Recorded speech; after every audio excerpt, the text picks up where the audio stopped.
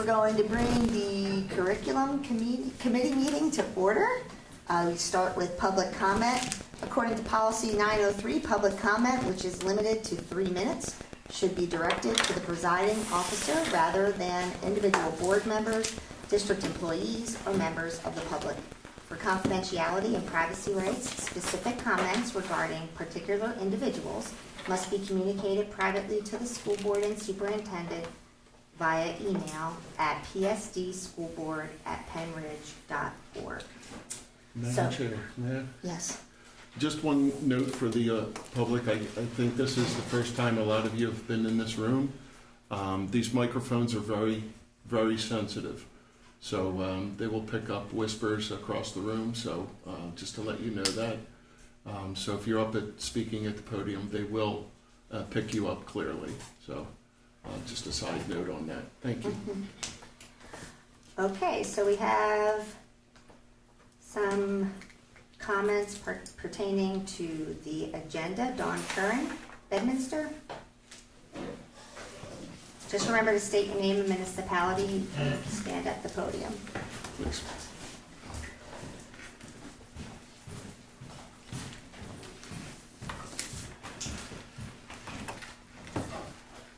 Dawn Curran, Bedminster resident.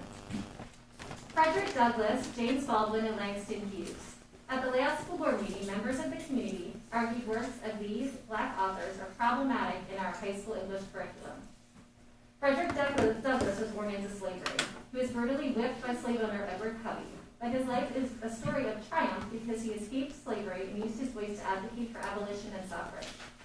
Langston Hughes came of age during the 1920s in a segregated Jim Crow America. When he was 23, the KKK led a 35,000-member march on Washington, D.C. Through his writing, Hughes sought to share the experience of Black America during this era. In James Baldwin's lifetime, his contemporaries Medgar Evers, Martin Luther King Jr., and Malcolm X were murdered because they fought for civil rights. Despite a grim perspective on race relations, he wrote with hope, "If we do not falter in our duty now, we may be able to end the racial nightmare." These American authors' lived experiences span over 150 years. Their works have inspired generations. They have been widely taught in English classrooms across the country for decades. On one hand, I'm appalled at the criticism of these literary icons. Their works have inspired generations. They have been widely taught in English classrooms across the country for decades. On one hand, I'm appalled at criticism of these literary icons. On the other hand, I thank you for making your intentions clear. You have a problem with Black writers, specifically when their life experiences and perspectives don't align with yours, and you are trying to minimize their voices. Now, when you call for the removal of contemporary Black writers, like National Book Award finalist Jason Reynolds and youth poet laureate Amanda Gorman, there is no longer any doubt about your motives. They are fueled by bias and partisan politics. The group calling for these changes does not speak for the majority of this community, and I challenge you to prove otherwise. I see the same faces and hear the same voices making the same false claims. The theme of oppression is overwhelming and unbalanced. Let's take a look. In the American-led grade 10 curriculum being discussed tonight, the American Dream Unit has been criticized in this unit. The only required reading is the 189-page Great Gatsby, written by a white male author with all white characters who are seeking wealth and social status. The criticized optional resources contain a 6-minute speech, a 24-minute TED Talk, an 18-line poem, and a 3-page essay. Content and instructional time-wise, this course is much heavier on classical white male perspective. Let's look at another.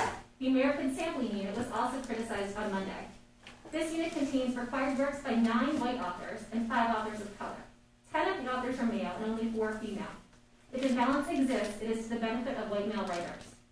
Trust our teachers to choose literature that inspires and challenges students. Encourage our students to imagine life experiences that are different than their own, and praise the critical thinking, the agreement, the disagreement, the pursuit of further learning that ensues. And remind parents they have the option to request an alternate title for their child if they personally find a certain piece of literature problematic.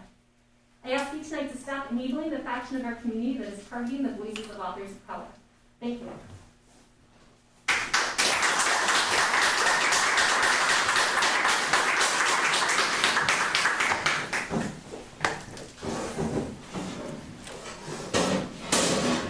Next person on the list is Dante King, but I don't see Mr. King here. So the next person is Stephanie Regina. State your name and municipality. Okay.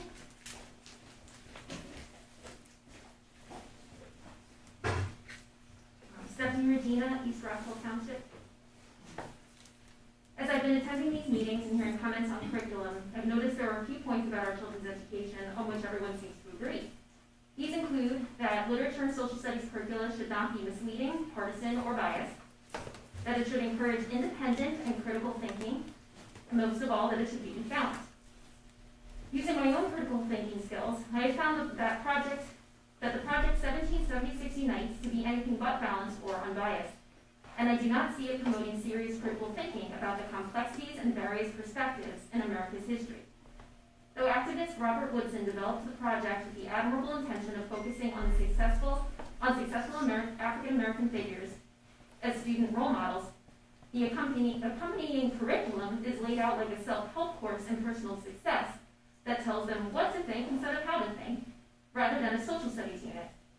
The document Woodson's Principles Applied, for example, lists 10 concepts that instruct students with little flexibility of thinking on how to become, quote, successful, a subjective term, members of society.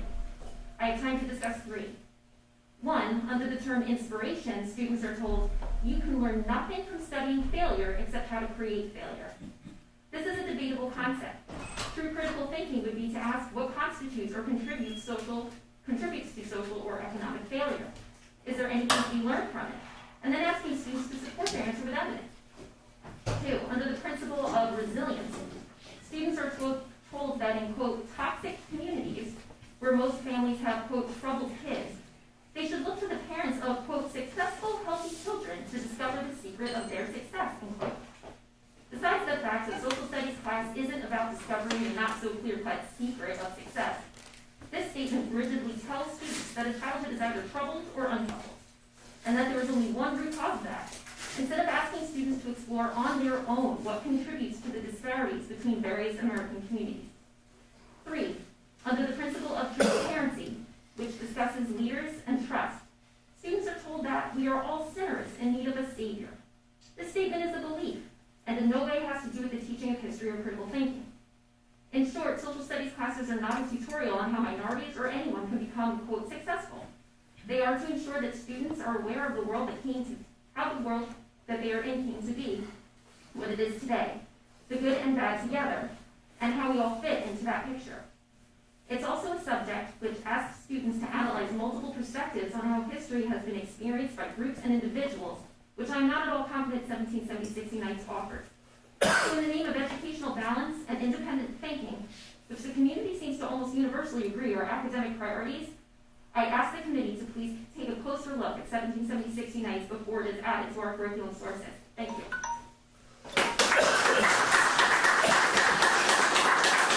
Okay, Jane Kramer. I'll wait till the end. Okay. Laura Foster.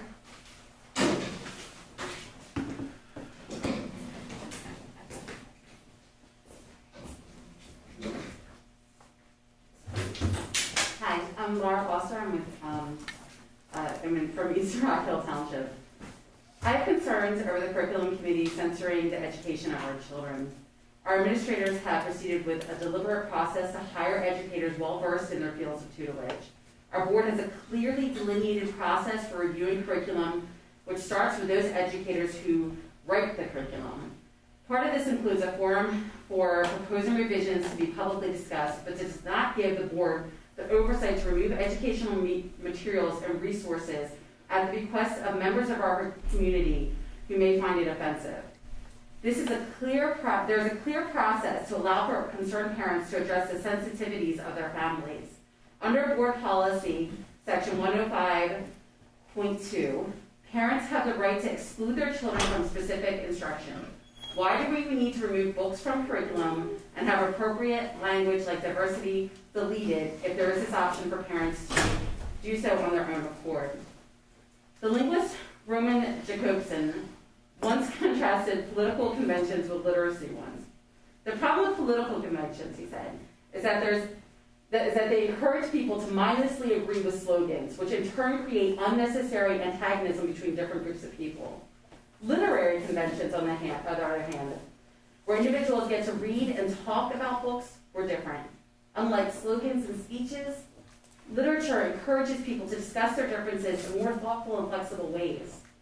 We might disagree on a number of issues, but literature helps us to create space where we can compromise. It seems trite to be proposing that we not censor literature, provide unnecessary levels of oversight, but this is where we're at. I adamantly oppose the further censorship of authors of color and the narratives of people who have experienced oppression and violence or are a part of protected classes. I oppose this within all Penridge curriculum. I implore that school board members try to take a more holistic view of the growth and development of our children and not needlessly filter their access or provide a slanted version of information catering to only one small portion of our community. Of greater importance is our abysmal school rankings, being ranked over 100 places below our neighboring community is where we should be focusing our curriculum efforts, not on censoring our teachers and therefore our children. I reiterate my previous request to remove the 1776 Unites as a credible resource for our children. Thank you.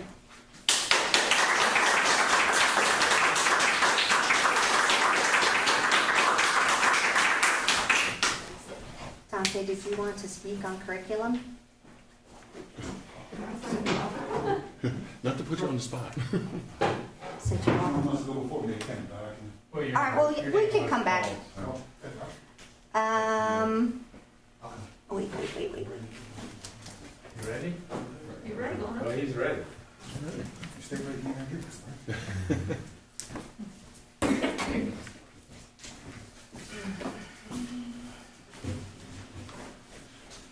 Dante King, Hilltown Township. Just wanted to speak about the removal of books. Just one in particular as a speech student, again, I believe it was for honor students. I heard a parent say, and again, being a parent, you want to listen to what parents have to say. As a parent, I just listen to what that person had to say. But also reflect on the poem, one of the poems that the parent wanted to remove, which was the poem, Mother to Son. If you think about the poem, again, I'm not going to read the poem, but if you think about the poem, it was written in 1922. 1922, by Langston Hughes. Just put yourself in the state of mind of where he was in 1922. Where America was for him in 1922. This poem was, the parent mentioned that this poem focused on oppression. Well, the poem did have some hardships in it. Hardships, right? But the poem also spoke of, if I can say this, about hope, right? It spoke about, it spoke about hope. It spoke about optimism. It spoke about perseverance. The last stanza, if you actually care to read it, is the mother telling the son, encouraging the son, not to give up. Don't sit down on the steps, right? Don't give up. This poem means a lot. Not only does this poem mean a lot to me, it's something that I learned at the age of 9, growing up in Philadelphia, in the Philadelphia public school system. It's so near and dear to me that, when I get a chance to, I do recite it to my mother. And the reason why is because while she had a harder life, her life was more around giving me an opportunity and also keeping me motivated. So I'm focusing on this poem because this poem right here was targeted by a parent as oppression. When this poem really speaks about, stuff happens, but son, don't stop, don't give up. And that's why I'm here. I'm here because I'm speaking to the curriculum committee. Don't give up. Don't give up on African American literature. This poem right here is not only so dear and near to my heart, it's actually one of the poems that is in my fraternity's, one of the major poems that we learn. When we speak about motherhood and not only just brotherhood, but one of our core principles is the perseverance of motherhood. So I say a lot to say to you that, targeting these books or highlighting these books because the experience is not one. Like if I'm looking in this room right now, I'm probably the only person of color here. So just because my experience isn't your experience doesn't mean that it's the wrong experience. It's just my experience, and understanding that it might not be yours, but don't minimize mine. Thank you.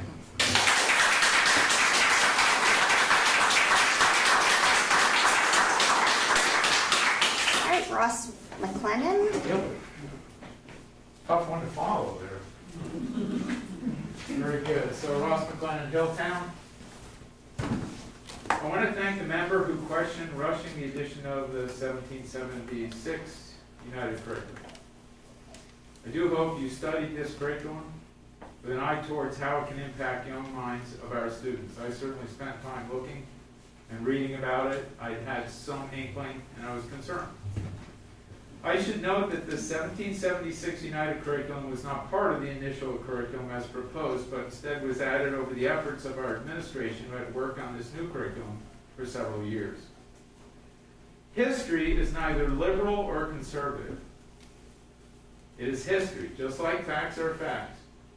However, historical facts that have been written down can be distorted and written to benefit one side or another. They can be used to emphasize one portion of the historical facts versus another. Facts left out of historical accounts, that's a different issue. Shading the truth to bias typically leaves out some of the facts to benefit the writers. I am concerned that the 1776 United Curriculum looks like a very well done but right-biased whitewashing of history to benefit a strongly conservative approach that slants reality and history and harms people of color. Reading from an article from a senior student at Central York. Growing up since, and this really hit me hard, because we have a girl who read through this, one of our kids, and she was like, wow, that's dead on. Growing up since preschool in this district, I always felt isolated because no one looked at me. No one seemed to appreciate the differences of culture, religion, and ethnicity, all contributing to my identity. Though having conversations with school board before the ban was enacted, I knew that a consolidated and loving understanding of the differences of race, religion, ethnicity, and orientation between students was not going to appear in school systems until and unless there was advocacy and pushback for this to happen. I knew that the way to mitigate isolating students of color was education. And when I had recommended this education to the board prior behind closed doors, my point had clearly not come across as it should have, even having been a student in this district for 12 years. I'm going to skip over some of this because it'll go over the 3 minutes. Not only the Central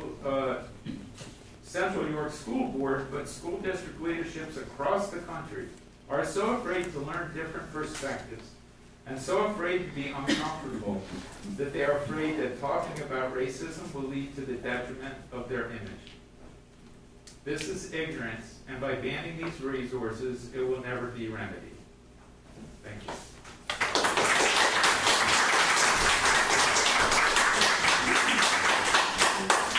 Okay, Kim Badillion?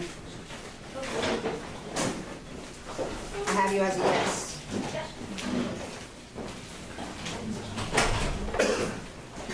Just,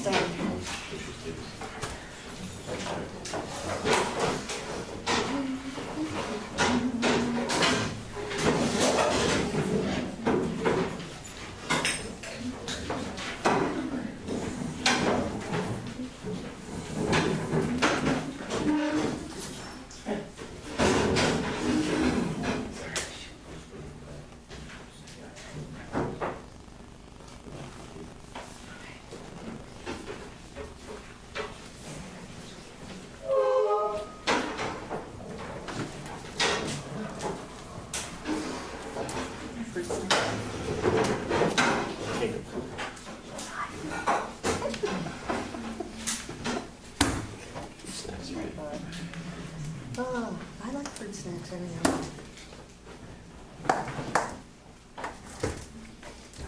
Kim Badillion, Percy Borough. I wanted to comment on the guidelines for curriculum resources. According to the information from the past curriculum meeting, the guidelines being proposed simply ask a teacher to use their best judgment to determine if a resource is balanced and unbiased. Given the issues already addressed concerning open-ended resources, I believe finding balanced and unbiased resources is difficult indeed for anyone. I would like to address some of the issues brought into the classroom by teachers using their professional judgment thus far this year. Siler Elementary Pride Board, Siler Pride Packets for families of young children regarding gender identity. Boys can be girls, girls can be boys and girls can be both or neither. Portions of the book White Fragility being used in class. Multicultural studies quiz containing several questions concerning internalized racism, racial superiority, and white privilege. The social justice term ally being taught in 4th grade.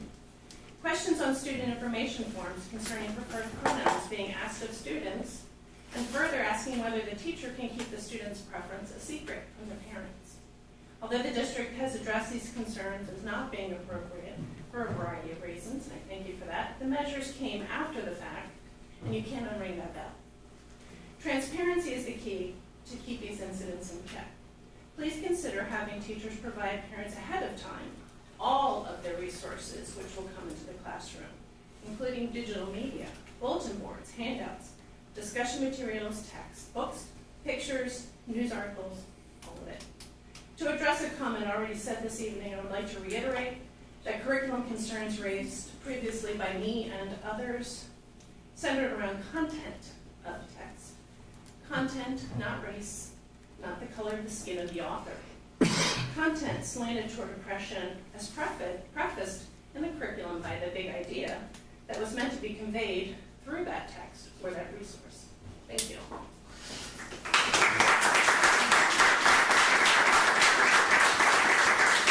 There's nobody else that will say yes.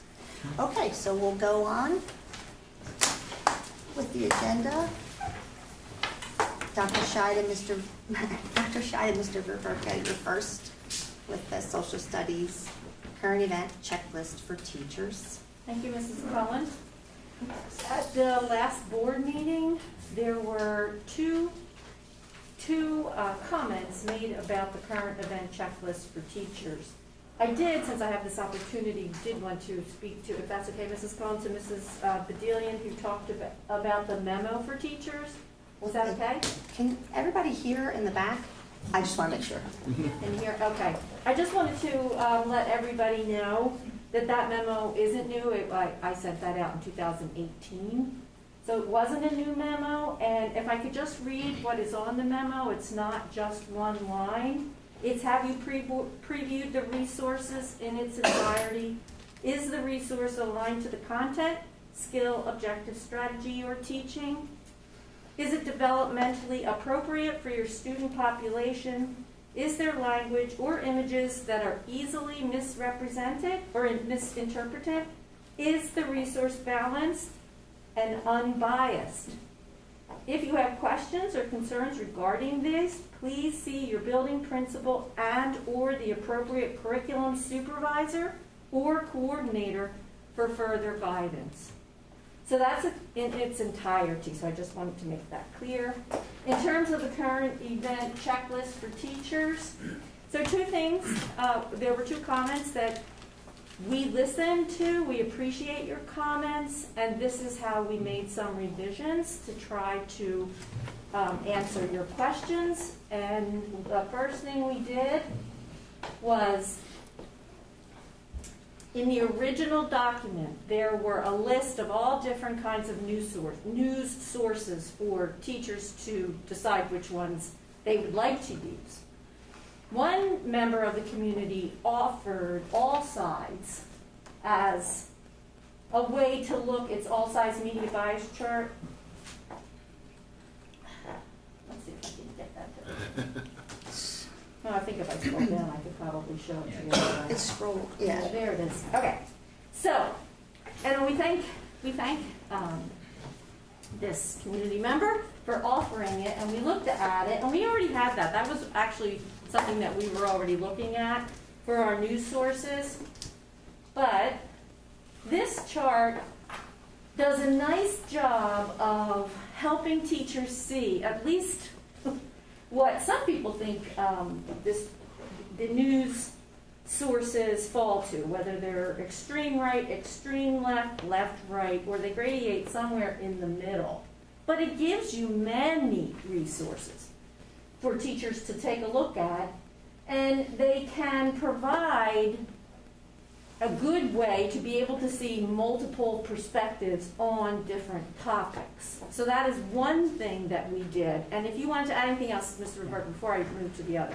Yeah, just to follow up with what Dr. Scheid had mentioned, All Sides was part of the original list that was there. And as we explored All Sides a little more, we felt that it gave a more comprehensive view.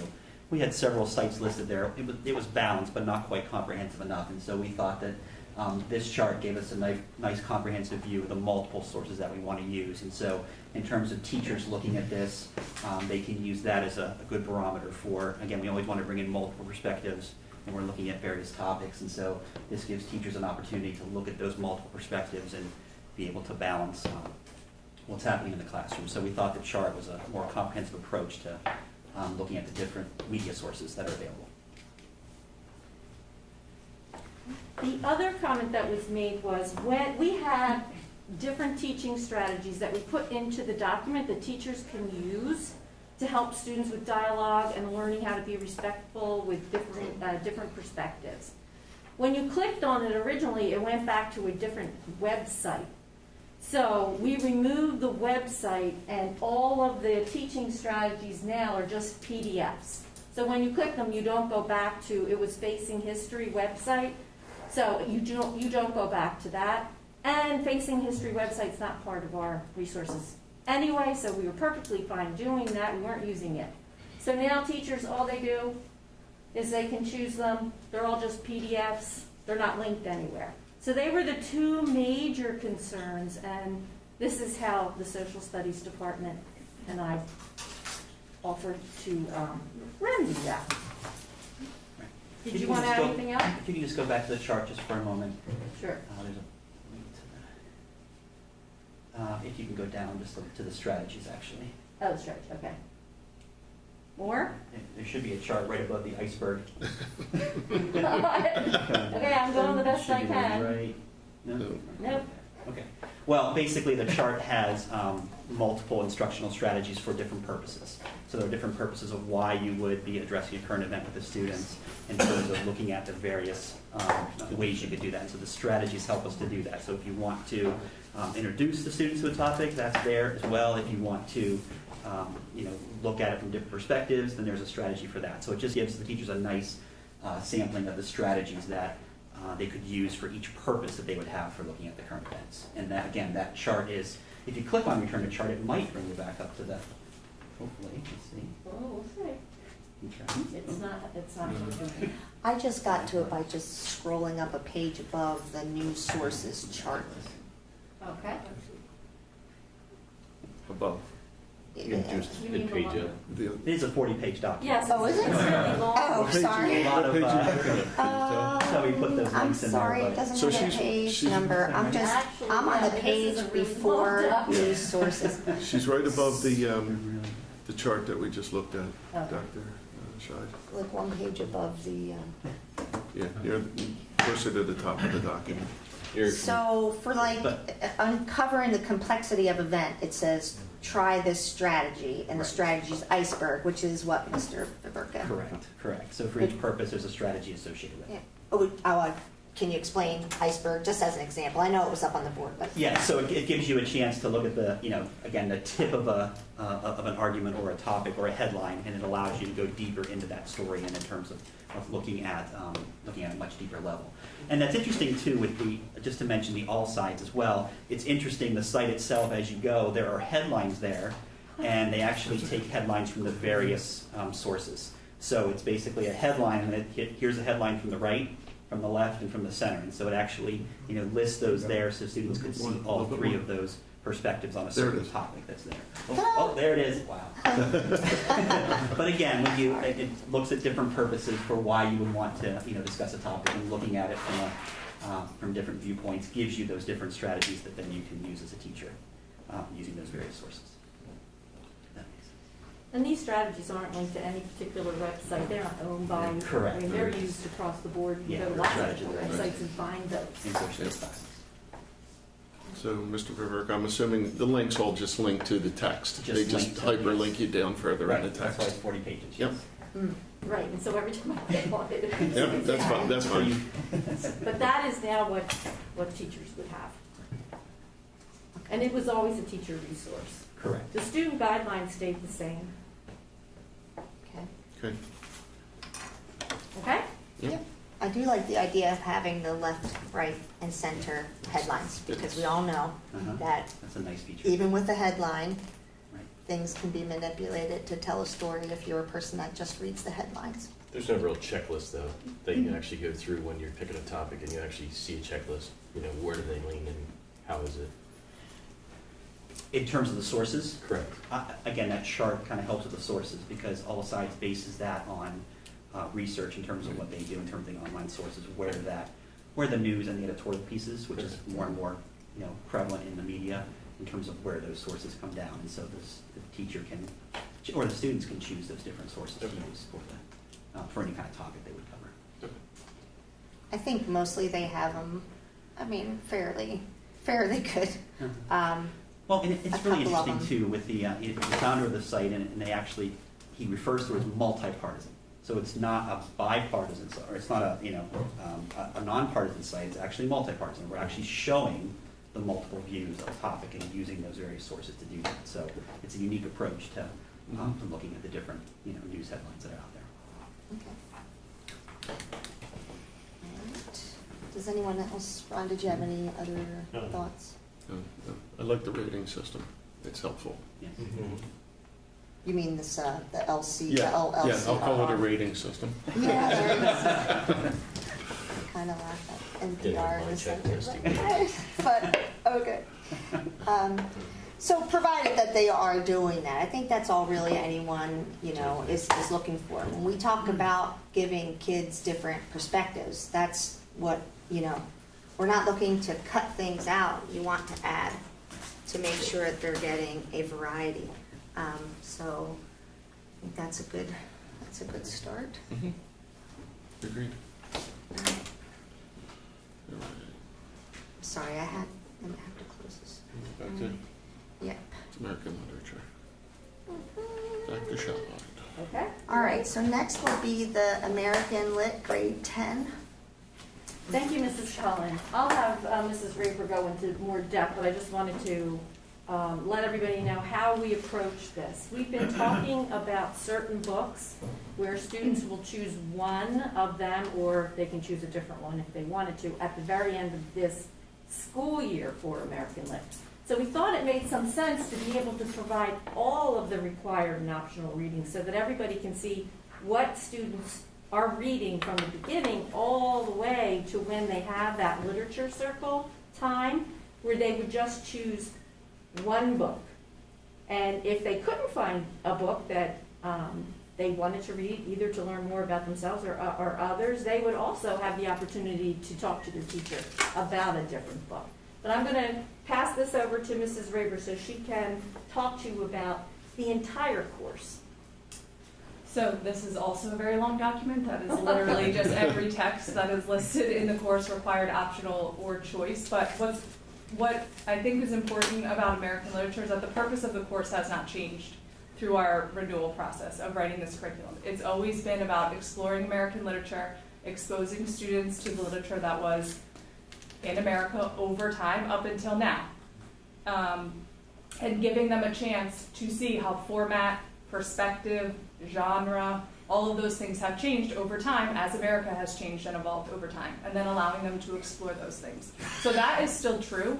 We do that through the lens of the American dream for most of this course, because that was really the goal of most people who were writing at the time. So that stays true even in this course. What we have done is tried to be really intentional about giving students more ownership over how they explore the perspectives that are available, so that they can make it all the way through the course, get to the end unit, and have choice over if they want to explore something about their own identity further in a piece of current literature, or learn something about another perspective and dive deeper into that, again, through their own choice, which then they facilitate with a group and are guided by the teacher in that process. And that is the structure of the whole course. I won't go through every text, because that's Do you want to go tedious. through the main text But- though, so how we start? in Sure, the so what's year? yellow is required. So we start with vignettes, 2 vignettes from the House on Mango Street, which are really just to establish students' identity in the course. It's really more about building culture in the classroom and community through a text. So then the students write about their own house and their own identity and what they come to the table with, and they share that with their peers. That's a really short unit, 3 weeks.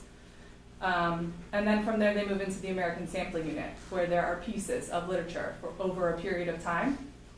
That leads into the American Dream, which The Great Gatsby is the required core text for that unit. That then moves into the autobiography unit. That unit actually goes from mid-year through the end of the year because it's a progressive unit where students are working on a project where they're exploring themselves, their own identity, where they want to go, what they want to do, through either creating a children's book or a graphic novel. And that's the project that they follow all the way through to the end, which is why you'll see it's very long.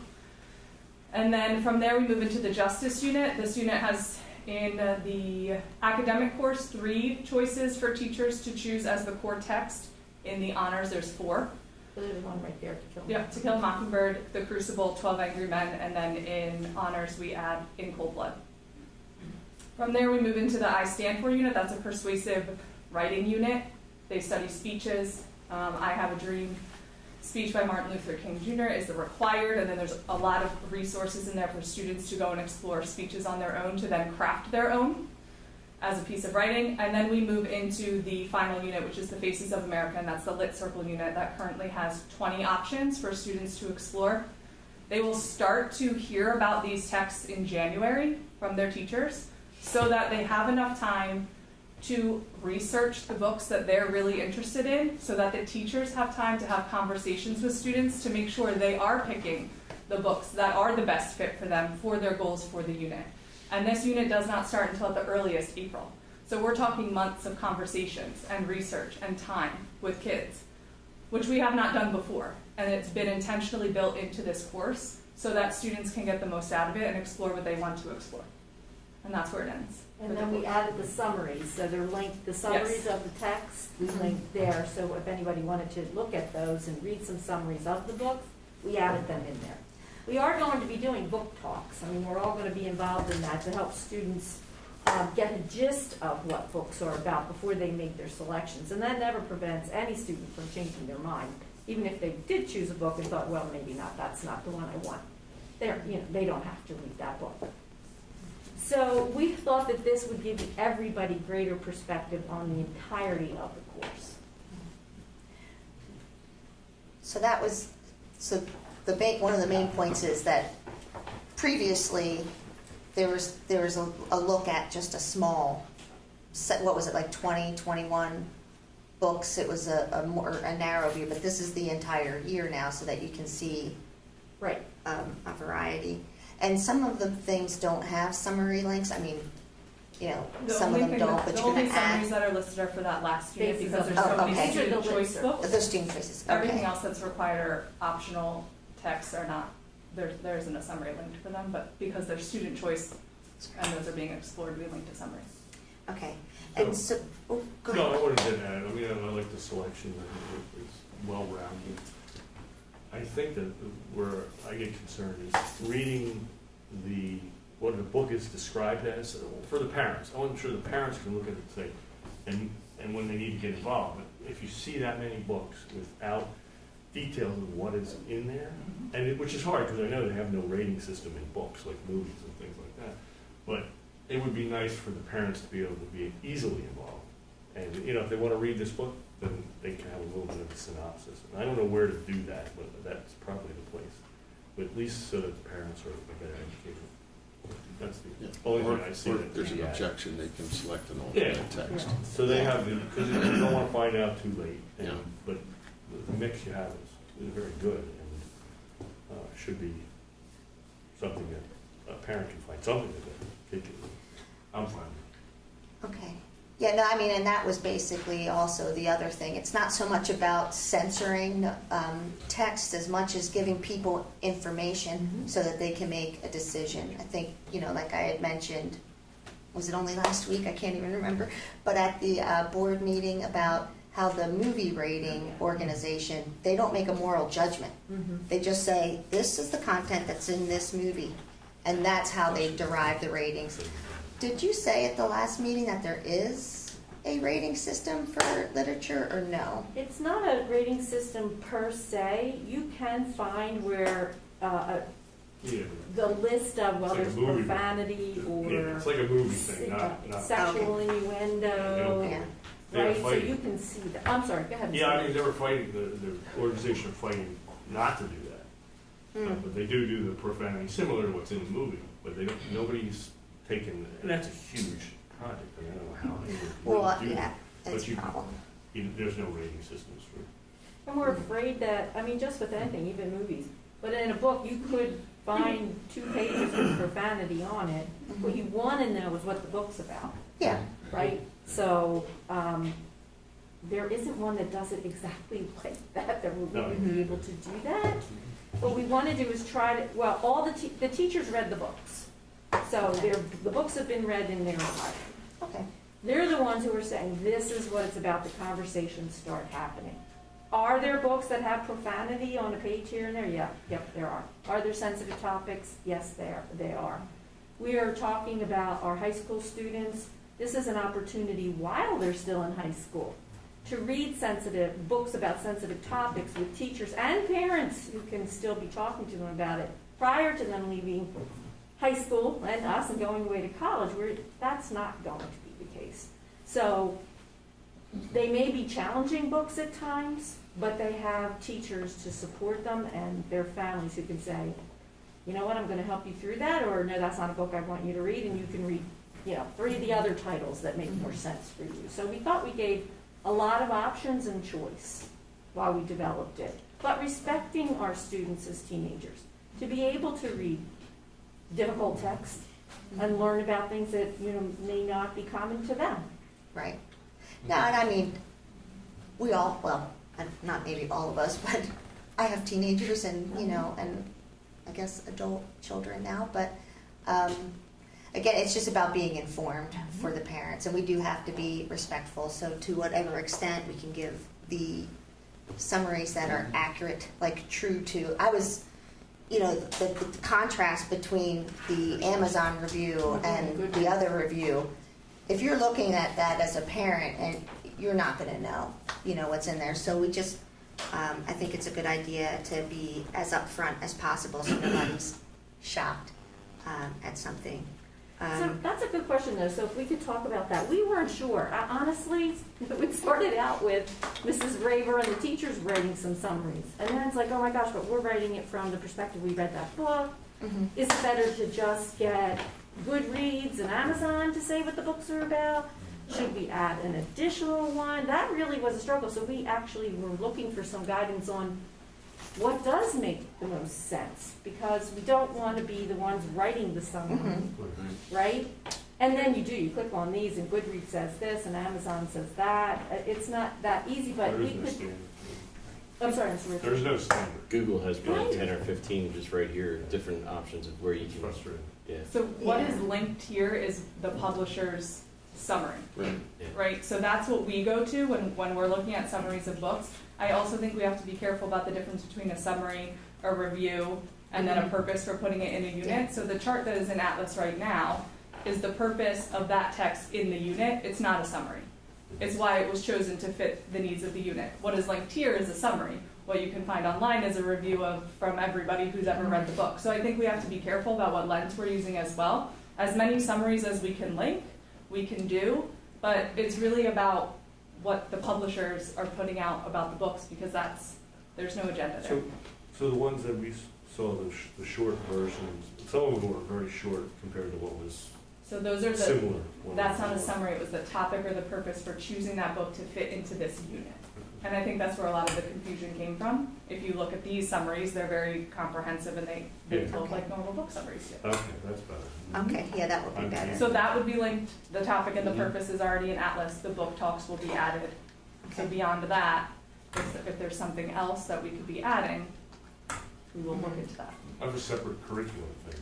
There's so much in each one of these that we need more time to digest it from when it's released to the public until when we vote on it. Because, I mean, I could spend hours on one thing here, and to really research that, I don't exactly know, I'm new, but I mean, is it a month or so, or? No, it's a lot of information, and I mean, and it is one of the roles, there's three things, we set the taxes, the curriculum, I mean, curriculum is something that the school Yeah. board is Approves. supposed to It's so much more approve and, complex. you know, yeah, and so Could you you're read supposed it to on, review it. you know, there were no links when we Uh-huh. did curriculum Yeah. 50 years ago. Yeah. I can Now- appreciate that. Yeah. I It's a certainly much can. simpler process. We did know that our intention wasn't to bring 21 courses on. We have been in this process for the last several years, and the pandemic hit, and we had set timelines. And we were rewriting and trying to move toward the new curriculum. We did not want 21 courses out at once. That was not by design. Mhm. So we are now, you're not going to get 21 courses at one time. We are going to bring several courses, give you time to review them, and then come to the meetings and have these discussions. So we really do, we didn't intend that, and we apologize for that. That was really based on the timing from the pandemic. Okay. So thank you for the summaries. I think it's helpful to have the publisher summary and as many of the publisher summaries as you can gather, I think would be helpful for the community. Yeah. You know, because that's from the publisher. It's not a Google review. It's not some Yeah. other source that you can't really control. I would say So- reviews, Yeah, 'cause like I said, you can find I more 21 want to know different what's ones in right it, just straight what's in it. Yeah. Summary's not read. I mean, if somebody wants to look at a review, they can go look it up. So, Just, but, they can Google I it. don't know if you get every opportunity you want to. It was, Dr. Shai sent it. and then the other thing I just wanted to, because, you know, when we were initially talking about it, and we were talking about a limited number of texts, and there was a lot on one theme, to me, in my mind, I was thinking it looked more like, you know, how we don't have it anymore, the Shakespeare English class. We still have We still that. have it? I thought we were gonna get, that it was gonna go. But, you know, there's a difference in my mind between your basic 9th, 10th grade literature, 11th grade literature classes, and then when you wanna move into an elective that is more, like you do in college, you study one topic more in depth. So you know, this is more appropriate to have all of these different, a variety of things, as opposed to focusing on one theme for a course. So, anybody have any other questions, or? You good? No, I'm good. Thank you very much. All right.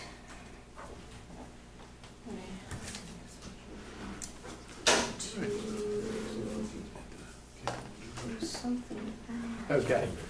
At the board meeting, it was brought to the board to revise the calendar with September 2nd having to conduct an emergency closure due to the Hurricane Ida. And then adding to, Kathy, would you mind just going up on that? Yeah, Or sure. Anyway, to February 22nd as our indicated day for the first student makeup if we had a closure. In which we did, and then what we did was we added a in-service date to the end of the year to keep the number of teacher days. So this was tabled, Ms. Vance Clemens brought to the attention that the other two districts were not adding that day back in, which they currently are not. So Quakertown and Palisades they have 181 school days built in, they are not making up the day, and they're remaining with their current calendars. So they're just not making up that day. They're not And they're gonna- just proceeding with 180 student days. We have 182 school days, and we're going to keep the 182 school days by following the calendar. The way it was designed by using the 22nd as the first student makeup day from inclement weather. But Palisades and Quakertown won't be in tech school that day. Correct, they will be in in-service because they're not making up the day.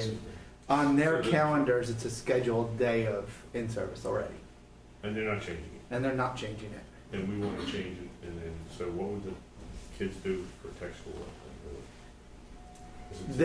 So it takes, it has to have at least two schools participating to keep it open. So they would not participate in our tech schools, as Ms. Vance Clemens indicated, would not have a place to go that day.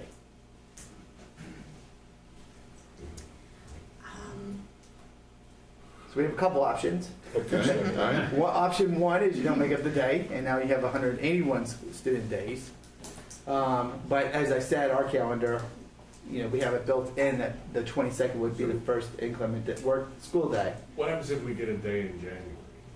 What's So the- April 18th is our second snow makeup day, April, in that space. and then Where is for that, how early does it have to be for you to count? So Oh, would got we rid of take that. away the 22nd in a different situation if we had another? if we decide that we're just going to keep 22nd as an in-service day and maintain it as this first inclement weather makeup day, and just do away with, just ignore Just ignore, okay. the second, we would use now the 22nd as the So first. we could still lose that day. We could still lose it based on how our calendar operates compared to the others. Yeah. But theirs does have a makeup day. So they are now at 180 days in Palisades and Quakertown. So they'll have to make. So they would have to now do the 22nd as a makeup day. Okay. But currently they do not. A couple of years ago, we used to do the thing where it had to be a snow day by December or such and Yeah, such, yeah, and right. but we don't do that anymore. So last year, I think we had like a true snow day, one that we didn't Yeah. make up in the very beginning. Correct. So So what happened it was a real snow day. Actually, hope for real snow. It was like Pray for snow. not one that you yank back from the kids. They could really enjoy it. So the hurricane could be a real, you could do that, what the other two school districts are doing. And that would bring us to 181. 181 days, correct. Otherwise, if we don't have our kids go on the 22nd because of the tech school thing, then we would actually be adding the 10th. Would we be making Well, our right, last day? well, the that's 10th? our option, or we just let it go, and the 9th is still our last student day with 181 days. Right. My personal, thought is rather than tacking, because I'm pretty sure that we're gonna get another day, right? Yeah. I would rather follow what those two are doing. I'm inclined to give them the day. I mean, who wants to go to school on the 13th Right. on a Monday? None of their buddies would go. Oh, it would be the 10th. It would be the It would be 10th. Friday the 10th. Then the teachers would be Friday. happy. All days off for hurricanes don't count in the future. Actually, the first one, it's kind of Almost establishing early. the first one is that's your real, If it makes the schedules go better. So I think it makes it a little cleaner, Ron, to have all three districts I off. agree. I know. And then we don't have to worry about, what are we doing with our kids for tech? Kids are going to miss a I day, agree. I'm fine. yeah. I'm fine with That makes 181 days. Yeah, And then because if we we'll add roll the the, dice. if we add the 10th, then Quakertown Palisades don't have the 10th. I think it's just gonna keep, so we might as well.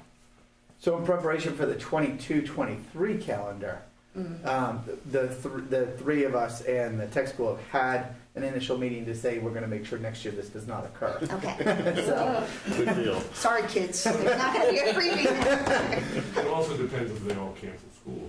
Right, If exactly. one of them cancels and the other one. right, Yeah, Right. and that has happened before, Yeah. for sure. But you're inclined to just let the day go, be 181 days. yeah. You well, good, Ron?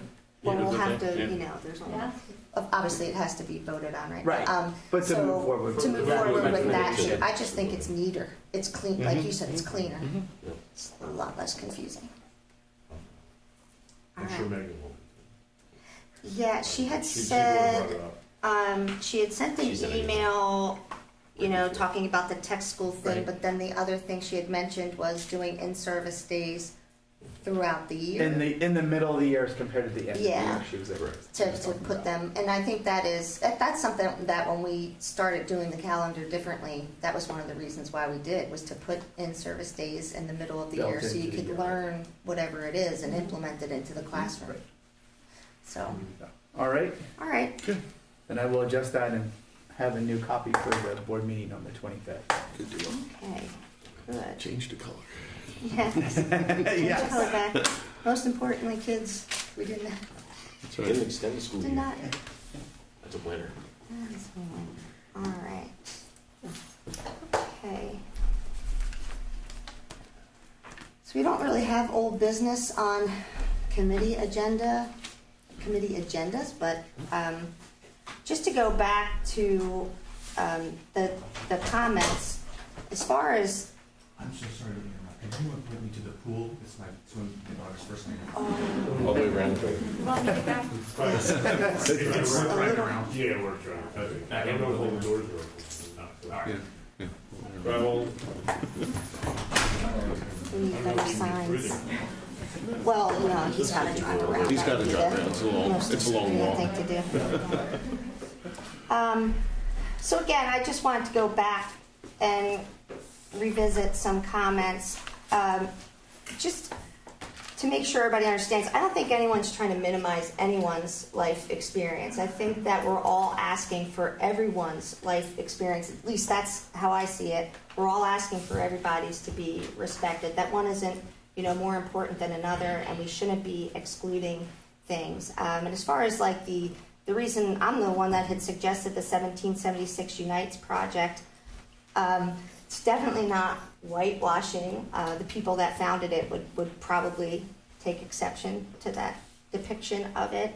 And it's just another resource for the school district to use. They do have curriculum. It's not saying throw everything else out and use only that. It's saying add this to what you're using. Look at it as something that you can use as a resource. Maybe you want to teach one of their lesson plans. I've read some of their lesson plans and they were quite good. They were inspiring. So that's all that anyone is trying to do is actually trying to do what we're all talking about when we say that we want our students to have experiences, to teach them about the world outside of Penn Ridge. That's exactly what we're trying to do. We're trying to incorporate things from all perspectives, and just because a person isn't from here, from our area, it doesn't mean that their perspective isn't valid. Like someone had questioned last month or so why we would teach Thomas Sowell because he's not from here, and I thought because that's the world outside of Penn Ridge. And we have to have all those perspectives available to our students, and that's what we're trying to do. So I don't want to put words in anyone else's mouth, but that's my goal, is to actually have a lot of different perspectives for the kids to choose from and to learn from. So if any other board members have any... Oh, and the other thing I wanted to say is that there was an announcement from the National School Boards Association that I just, it happened, and rather than waiting for the school board meeting, the National School Board Association asked the president to offer federal help to combat, what they called some extremism from parents coming to school board meetings and questioning, what their children are taught and wanting to have input. And as a school board member, I just wanted to say that that's not my view of parents and their involvement in their children's education. You are the primary. I have my own children, and I consider my husband and I the primaries when it comes to their education. And so I just wanted to make sure to get that out there, that I don't really agree with that position that the NSBA took. And again, that's just my own opinion, not putting words in anyone else's mouth. Okay. Ron? Yeah, I was gonna say, I'm never, as a board member, would never pick or choose what should be in there as far as curriculum, as far as what things you select, books, whatever. That's you're the experts. And but I will make sure it's balanced and it supports all sides. And that's something we can dictate on, or at least put our input in. And most importantly, for the parents to be aware of what their kids. Just echo what she said. If the parents are aware of what their kids are doing and can look it up easily, which it looks like you've taken care of that problem, then I'm fine with it. Thanks. Anyone else? No. All right, back to public comment. Dawn Curran. I'm gonna pass, thank you. Okay, hold on one second then. Jane Kramer. No, thank you. Okay. Then we're back to Laura Foster, Camille Foster, and Jonna Swartley.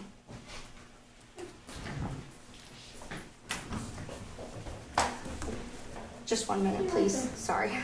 Well, they're children, so they wanted my support, so when they come to speak, I'll support them.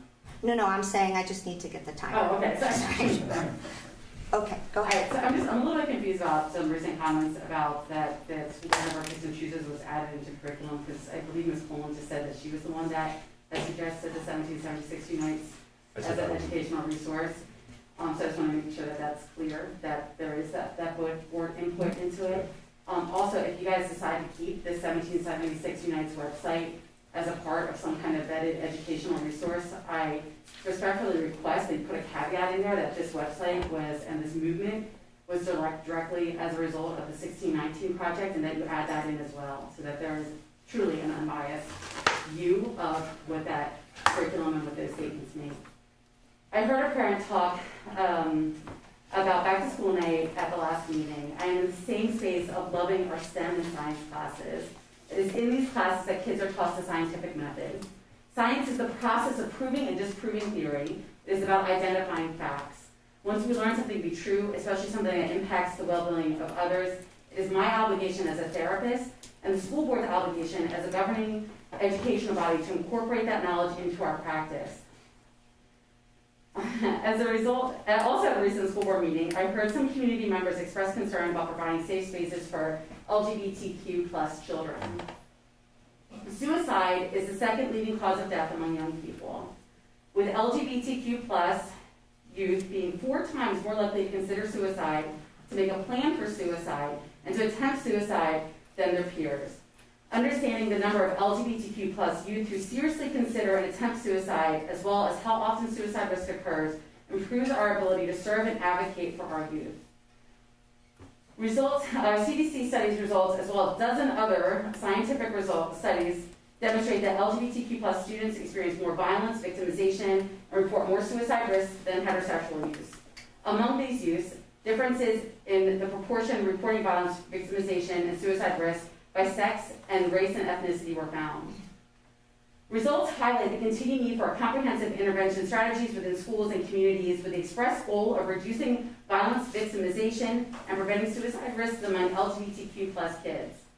Pennridge has in the past been a strong supporter of the Bucks County Youth Suicide Prevention Task Force, promoting on our own website the task force efforts to raise awareness through Walk to Make a Difference.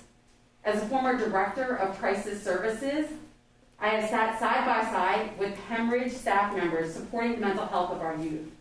To ignore the clear science showing the need for areas of safety and affirming children's gender is in fact adding to the suicide rates in our community.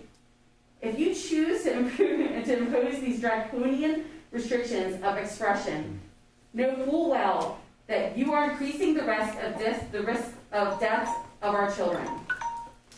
Thank you.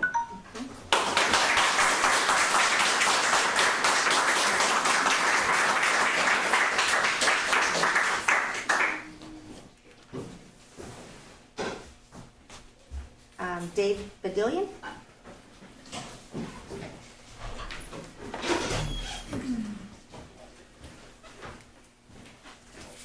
Dave Badillion, Borough. I'd like to share concerns that I have regarding what I saw as the public endorsement and campaigning support that has been offered by the Pennridge Education Association, which is the district's teachers union, for candidates running for school board. So earlier this summer, the PEA publicly endorsed the Pennridge United slate of candidates, and in doing so, provided them with free advertising, in some way directed at PEA members. And just today, PEA publicly shared on social media that they had volunteered canvassing over the weekend for these candidates, providing free services to the Pennridge United campaign. Although not monetary, these services have value, and I would imagine would be considered in-kind contributions. Hopefully the candidates receiving these contributions have disclosed these contributions appropriately. However, what's most concerning is the clear conflict of interest and potential ethics violations that this endorsement and campaign support presents. The school board, one of their primary responsibilities is for negotiating and voting on a teacher's contract, which given the current contract expires in 2023, as far as I understand, would mean that the candidates elected in this November's election would be directly responsible for the next contract. Since the union negotiates on behalf of the teachers, having the union itself endorse and support school board candidates who, if elected, would almost immediately begin negotiating contracts with the union should cause this community and the school board serious pause and concern. As individuals, teachers are certainly within the rights to support any political candidate, but the union itself should not be endorsing school board candidates as they stand to gain financially from such endorsements. The National School Board Association states that the school board is elected by the people to their community to represent their values, views, and desires for the schools, and is the community's education watchdog, ensuring that taxpayers get their most for their tax dollars. The PEA endorsement and campaign services provided to these candidates would put into question the loyalty of these candidates who should be a voice for the community. Although all parts of the district, including the school board, should work together, how can taxpayers be assured that these school board candidates, if elected, would represent the educational and financial interests of the community? And this is not the first example of ethically questionable practices that Penn Ridge United candidates have done. During the last academic school year, a Penn Ridge United candidate attempted to campaign at least one elementary PTO meeting, prompting the principal to step in once it became clear what was happening. The second incident involving a Penn Ridge candidate included the use of a school resource Canvas to send emails directly to PHS students involved in the school's Key Club, asking them to volunteer and hand out their campaign literature. In doing so, not only did this candidate violate school policies, they endanger the Key Club's charter since the national organization prohibits the clubs from participating in political activity. I bring this up not only as I believe it's important for the community to be aware of, but given the school board serves as a voice to the community, I would ask the school board to consider these concerns in its relationship with the PAA as it goes into the upcoming contract negotiations. Thank you.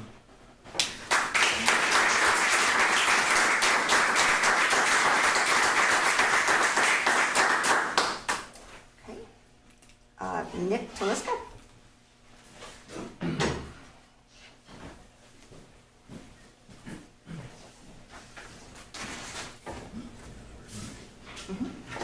Nick Taliska, East Rockville Township. There was a comment made just recently about safe spaces and all that, and I heard every word about suicide and suicide prevention, but I want to ask, what training do the people that have these safe space stickers or emblems in their rooms do they get? I don't think anything special. Training comes with that, so I'll be thinking about that as well. This is things we're sending people. I didn't have anything prepared on the comments, but I kind of knew something would come up. I don't think, somebody said to me recently, like, there's a big difference between what we think and what they think we think. And balance is not how many different colored faces are out there in the room.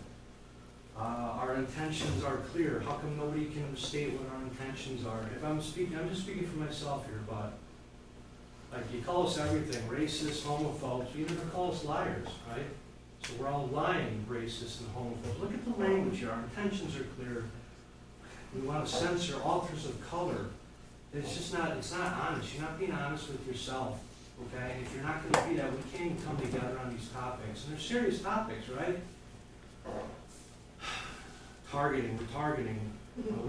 Again, nobody wants to minimize anybody's experience. Omission, we're omission. Stuff. Yeah, I don't know. That's really all I have to say. I hope that I don't think anybody. I think I could characterize maybe the people that disagree with me. I think there is a sense that, right, there's systemic, institutionalized racism. I'm speaking about the race thing, running through everything. I get it. I understand. I don't believe it, but I understand why all these other things make sense now. Implicit bias training, all that does make sense if you believe that, but I don't think as a society we've had this discussion fully to the point where we're willing to go and test it out on the kids here. So, but I don't think anybody, and I've been to a lot of these meetings, and all I hear, I go away feeling like, wow, how can these people say these things? Like, I don't see the other attacks coming from the other side towards you. Again, I'm speaking generally to half the people here. That's it. Thank you very much.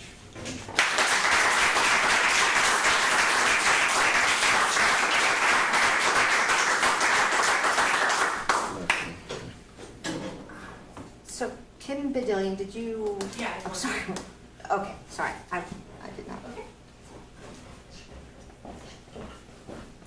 Kim Badillion, Percy Borough. I'm saying these comments on behalf of a couple parents. I don't have any kids in the district now, but so I'm presenting these on behalf of those parents who are able to be concerned with their children. I am concerned about the Pennsylvania Youth Survey, frequently referred to as the PAVE survey, which students in certain grades are required to complete. It is my understanding that this survey is administered to students as young as 11 and 12 who are in 6th grade. I reviewed the survey and I find that it asks questions of students that appear to be an invasion of family privacy. Questions such as, do you feel close to your mother? Do you enjoy spending time with your father? Has anyone in your family ever had a severe drug problem? Or how many of your brothers or sisters have ever been suspended or expelled from school? The information requested in many of the survey questions seems to be outside the scope of information that a school district would need in order to provide education services to a child within the district. In addition to being an invasion of privacy, some of the questions are concerning in that they may put a thought into a young child's mind regarding something that is not already on the child's radar. Questions such as, have you ever sniffed glue, read the contents of an aerosol spray can, or inhaled either gases or sprays in order to get high? On how many occasions have you used crack in your lifetime? Or during the past 12 months, how often have you bet, gambled, even casually, for money or valuables in the following ways: online internet gambling? Pennsylvania Code Section 4.4D5D states that, and I quote, school entities shall adopt policies to assure that parents or guardians have the following: the right to have their children excluded from research studies or surveys conducted by entities other than the school entity unless prior written consent has been obtained. Given the invasion of privacy concerns and the mature nature of many of the questions, I respectfully request that the board adopt a policy whereby parents have to opt their child in to the survey, instead of placing the burden on the parents to opt their child out. Thank you.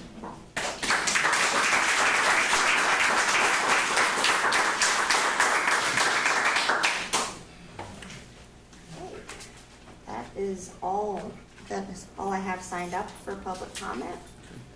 Anyone else? No? All right. Okay. That's a sign up. Can I speak? Yep, you just have to state your name and municipality. I think she's the only one. Came in late. Hello, my name is Christina Hicks. I'm a resident of Hilltown Township, Telford. I have 2 sons in the school district. Thank you. I apologize for being late. Thank you for letting me speak. I'm speaking about the curriculum in particular. Optional. This means available to be chosen but not obligatory. The fact that we're talking about removing or censoring books that are optional is honestly ridiculous in my mind.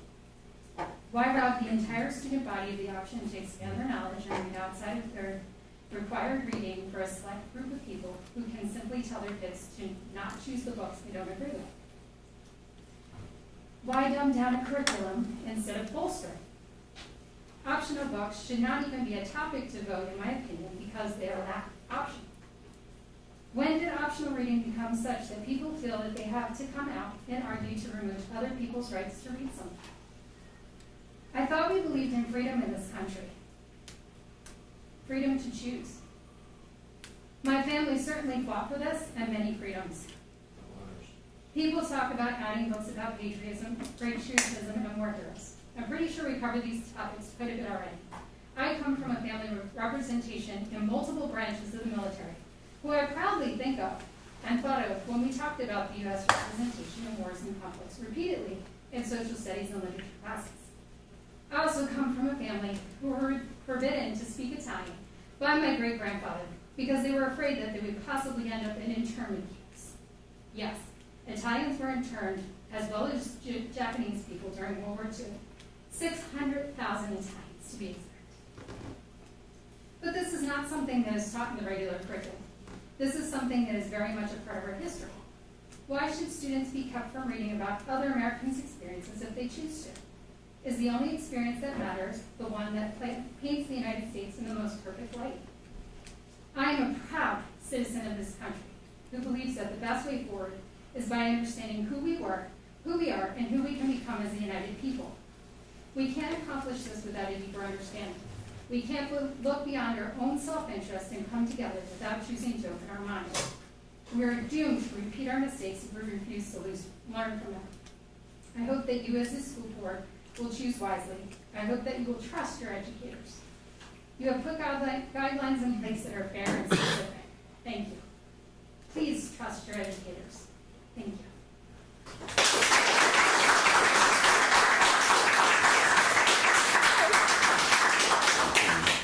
All right, that was.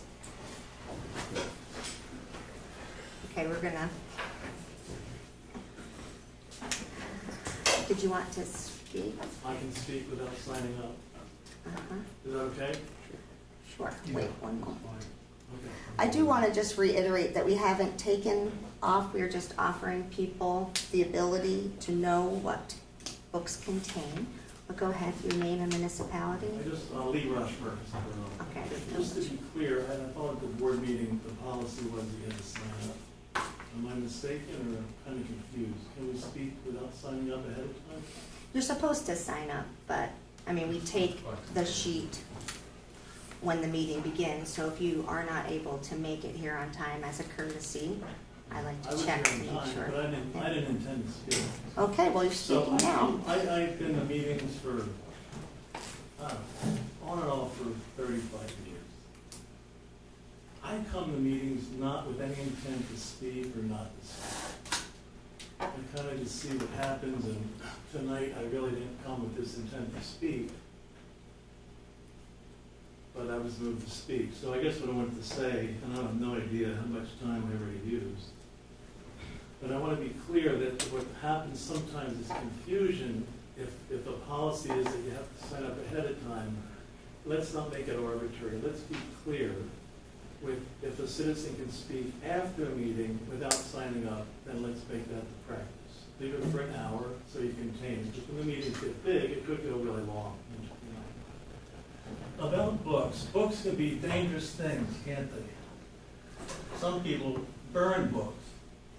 Some people write books to advance their agenda or their narrative.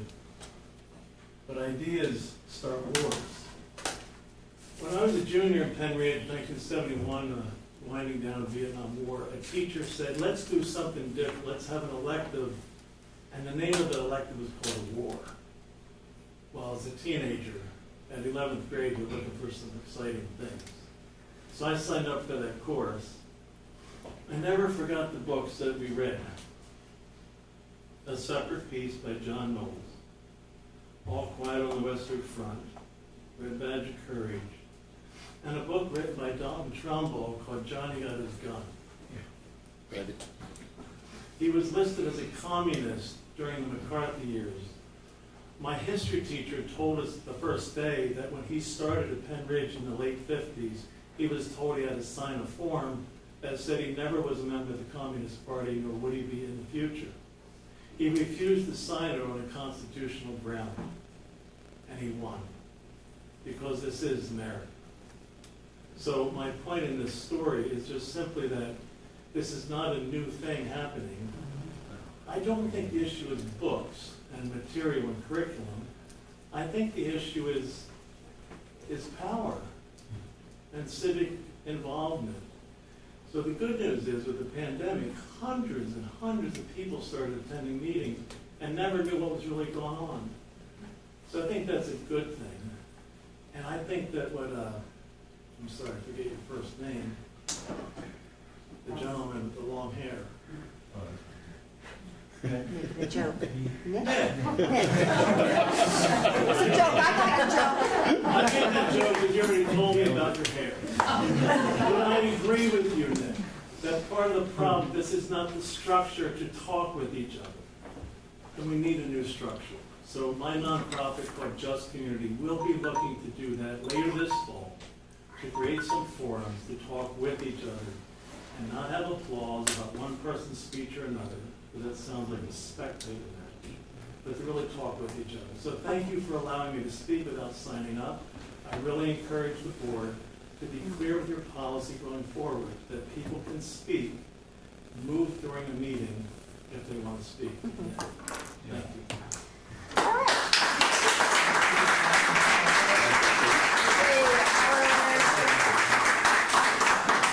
Our next curriculum committee meeting is November 3rd. Thank you.